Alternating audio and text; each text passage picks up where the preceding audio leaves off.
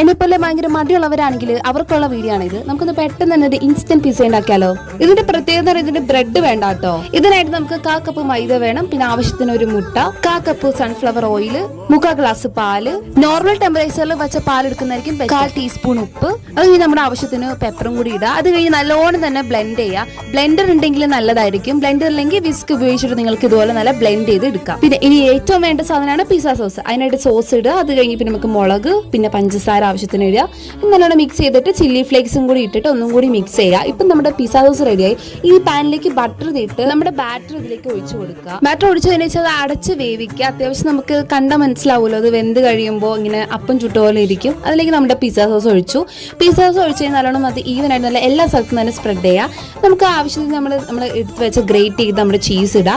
First layer ആയിട്ട് ചീസും, പിന്നെ അത് കഴിഞ്ഞ് നമ്മുടെ ടോപ്പിംഗ്സ്. എൻ്റെ കയ്യിൽ ഇവിടെ തക്കാളി ഉണ്ടായില്ല, പിന്നെ ഉള്ള തക്കാളി വെച്ചിട്ട് അഡ്ജസ്റ്റ് ചെയ്തെടുത്തു. അങ്ങനെ എൻ്റെ ടോപ്പിംഗ്സ് ഒക്കെ വെച്ച് കഴിഞ്ഞിട്ട് അതിന് മേലേക്ക് ഒരു ലെയറും കൂടിയും ചീസ് ആഡ് ചെയ്യുന്നു. ഞാനിവിടെ ആഡ് ചെയ്തിരിക്കുന്നത് മൊസല്ല ചീസ് അല്ല, നോർമൽ ചീസാണ്.